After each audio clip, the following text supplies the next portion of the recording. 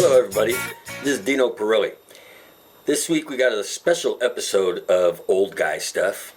We're going to interview, I'm going to interview, which is we. I speak for all of us, I assume. Anyway, we're going to interview a guy named Rocky Gordon. He's a good friend of mine from the old days back in Las Vegas when I was playing back there quite a bit during the 90s, and we played in an all-original band together back in the 90s, which was unusual because Vegas wasn't known for having original music or anything, but we all had day gigs. Actually, my day gig was a casino gig, but I had a house gig, so it was steady. And Rocky was working at one of the biggest radio stations in town, selling airtime and stuff. And he was a great drummer that he played when I played with him. But later on, I realized that he also played some saxophone. And he started going back to school just like 5-10 years ago, I guess, or something, since I've been down here in Florida. Went back to college to get himself a degree in music and jazz ensemble and composition and stuff. So we're going to have a little talk with him here in a minute. I'm going to get him online and have a little conversation because I don't understand where he got the motivation or the drive, or what was it that made you want to, turn 70-ish or whatever, and all of a sudden go back to school and get a PhD or a master's or whatever. Right. So first of all, everybody, I'd like to introduce you to my friend, Rocky Gordon. Ta-da! We've known each other, about 30 years? No, like 30, 35? 35 years, almost 36 years. We started playing together about 90 or 91? 90. Around there and stuff, and we're one of the only all-original music acts in Las Vegas because there was no place to work. We had a great band. Nobody wanted to hear us. But we played for a long time. And Rocky was the drummer in that band. And a great drummer. And I knew he played I played keyboards, and he's a great songwriter. And I knew he played some sax. But anyway, I was so surprised because I haven't seen him now. I've been down here in Florida for 10 years, so I haven't seen him in at least that long. God, 10 years? I didn't realize you were gone that long. Yeah, so... Well, I actually moved from Vegas in 2003, so it's been 20 years that I went back for a while when I went back. You lived in Texas. After the divorce, remember I went back for just a year or two. But it was in 90. We put together Danger Zone, and it was a great band. We even had a really good producer produce us.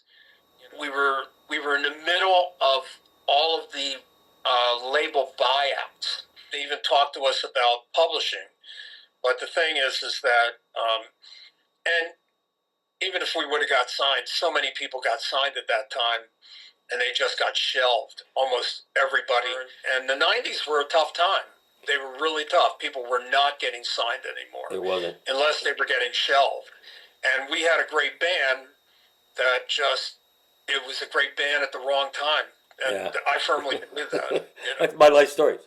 How you went from already being an accomplished working musician, and you've got credibility all over town and stuff. You've played here and played there and everything, and with this guy and that guy. And then all of a sudden, you hit your 60s and decide that you want to go back to college and get a degree? I know you took it well beyond just going to take a few classes. I mean, you went for a master's or something, didn't you, in jazz? Tell me about it. Well, it was a jazz major, and right now I'm sitting on a master's degree plus 40 credits. So, what was your end game? It was all about the music. It's more of a spiritual journey, if you want to know the truth, because I didn't want to teach full time. I wasn't looking for a faculty job. I would teach part time, like adjunct professor, and I could even do that now if I wanted to apply, and maybe CSN would have an opening or someplace. But it was more of a spiritual journey. I wanted, my original roots were in jazz, but as you know, I played everything. And I went back to my original roots, which was in jazz. And, I play, alto and tenor, and as well as soprano, But alto and tenor is what you play in a band. I won't play baritone. God knows. You play baritone, and they won't call you for anything else because there's a minuscule amount of baritone players. Nobody wants to There's a carry him reason around. for that. Yeah.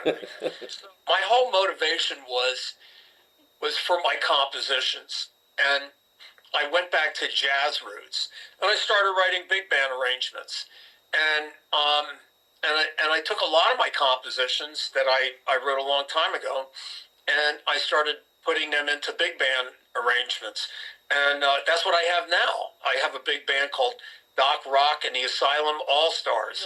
I write lyrics as well as compositions, but it's all in jazz idiom, and it's a fun thing, and it's kind of like I'm writing a new standard for jazz. People don't listen to jazz. It's a different kind of. It's not usually a melody. It's not stuff you sing along to. Well, it could be, but they got away from that. They stopped writing melodic jazz compositions. So everything has been based on technical proficiency and not really as far as identity or style. But then you got, on the other hand, you got all these R&B guys that came out of the woodwork, and they started playing smooth jazz, where you don't really take any solos. You just play the melody 3 times, and you take a little blues interlude in the middle. And concerned more of with performing or with teaching or recording. Everything. I'm my thing I would love to do is have my compositions recorded. It's like they always say, if you build it, they will come. No, they won't. No, they won't. They won't. Right now, it's a spiritual journey. Like, I want to leave something behind. I want to leave an imprint of what I've done. Which is my emotional expression through my art. Yeah, that's what I feel. Emotional and spiritual expression. Because Bach wrote from a very spiritual place, and his music was like, it had soul, it had rhythm, it was it was just like people just gravitated toward it. You can put it on today, and people that are not classical music fans will still listen to it and go like, wow, man, it swings. Yeah. It's funky. That's why we do art, for emotional expression.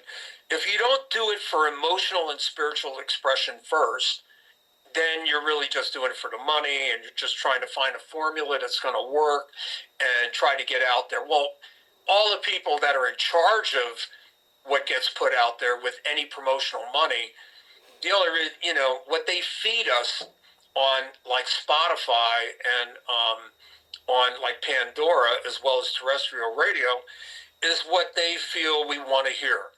The majority of artists all sound alike. They're all formula based. And now we got AI to deal with on top of it. That's being injected quite a bit. There's whole bands put together that are just, they don't exist. They're not humans at all. They just exist in a computer. How's Vegas doing these days? I mean, overall, how's Vegas overall? I mean, I haven't been back in 10 years. But I hear it's hurting a little bit. My daughter works all the time. She works at Fontainebleau, and she also works at the Wynn in a place called Delilah. And then she's also the co-host of a morning show, KLUC. By the way, for those of you that don't know it, Rocky's daughter is Michaela Gordon, who is a Las Vegas personality, as well as she came in and what was the show she was on? Oh, she was a finalist, top 12 finalist on American Idol. American Idol. She was when I was trying to think Carrie of Underwood's. so many of these things. She was a baby on that show. When you go out on the town and stuff, I understand it's just not like it used to be. Everything's a lot more expensive. It's so expensive in Vegas, it's ridiculous. It's like they're not getting repeat people because of that. The tourism is down, and they can blame whatever they want to, but just go to one of the restaurants and they're pricing people right out of the market. It used to be a value place to go. You felt like you got a lot for your money. You did. You used to get a lot for your money, so people gambled because of that. Yeah. Oh yeah, it's just it's like an open mall now. Like, you can walk down the strip, and there's no space between hotels because there's all of these restaurants that are right there next to the sidewalk, and there's doors, and a lot of them may be part of the hotel, but it's like all the hotels are doing this now. They're putting like things right on the street and creating malls, so it gets people in the doors, and that's great. And I think that's a great idea, except for you can't afford to be in Vegas more than like 2 days. Like charging for parking, I mean, come on, $20 for parking, $25 for parking. That's crazy. Come on. All right, listen, we're almost out of time here. But it's great to see you again, man. I haven't talked to you and seen you for a long time. You look good. I got the good skunk thing going on. That's cool, And I keep on, bro. Yeah, I had mine real long there for a little while. It was down on my shoulders. I saw that. I told you to let it go. I know. I got tired of it. It's too much maintenance and shit. If you go on Facebook, go to Doc Rock and the Asylum All-Stars. That's where the big band information is all about. I had a website, rockygordon.org. I said, how old are you now? Only my relatives know. I'll be 71 next month, I know you're only... Oh, my God! Within a year or two from me. Listen, I go to school with a bunch of Gen Zers. As far as they know, I'm 43. You're supposed to be. It's supposed to be. You're supposed to be 50 plus just to watch this show. Okay, I'm 50. Then after this show, I'll go back to being 43. All right, buddy. You take care of yourself. I love you. I miss you, and stay out of trouble. You too, bro. It's great seeing you. Talk soon. All right. Thanks, man.